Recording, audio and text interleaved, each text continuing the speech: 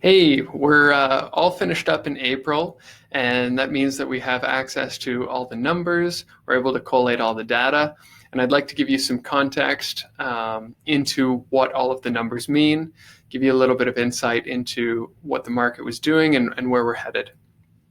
So, first off, if you looked at the numbers that I have down there below, you'll see that some of them look ridiculous, especially when you look at the year-over-year stats.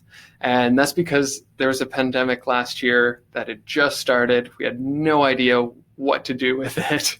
Everyone was scrambling and sheltering in place. And while we're currently in a lockdown, people are a little bit more comfortable with it. Things are still happening. And we know how to deal with it a lot better than previously.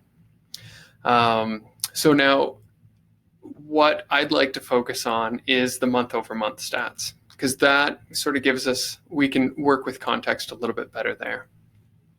And what we were seeing up until March on average is about 2% per month increases in prices.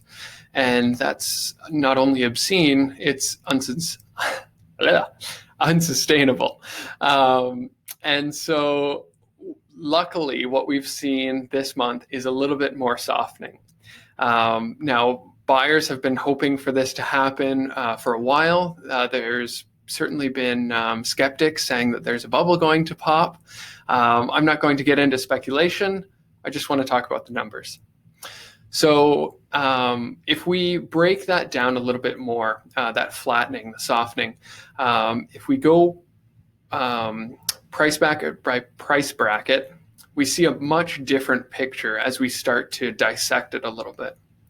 So under $600,000, an entry-level price point, we're seeing a softening, generally speaking, that's largely because most of the condo apartment style properties are in that price bracket, and they're certainly softening. Days on market are going up, and the prices are starting to flatten out. Alternatively, if you go to a detached property, that's not the case at all. They're still climbing just a little bit, not so much as we were seeing earlier in the year, but still carrying on. When you jump up to the 600 to 800,000, if you're looking at the house, it might, at least to my eyes, I see a house that I would traditionally associate with an entry-level house.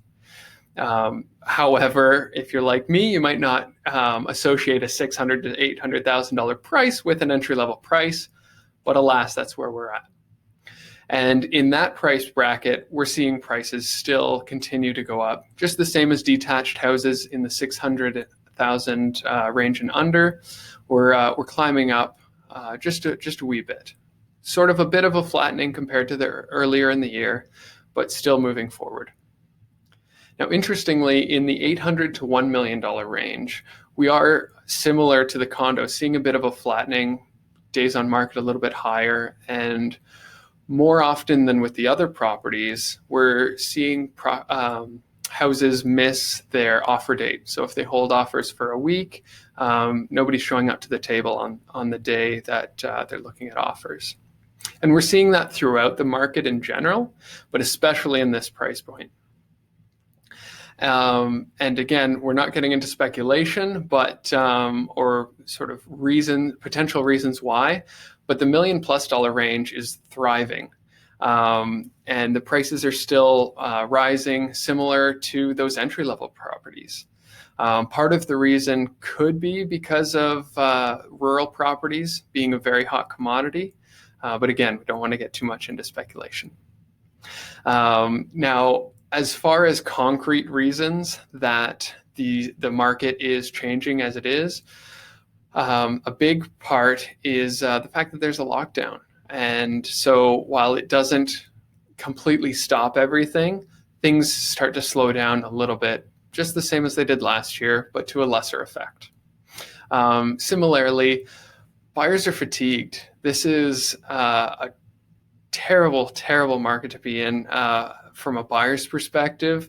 It's not impossible, and it's certainly getting better, but it's not conducive to easy, low tension feelings.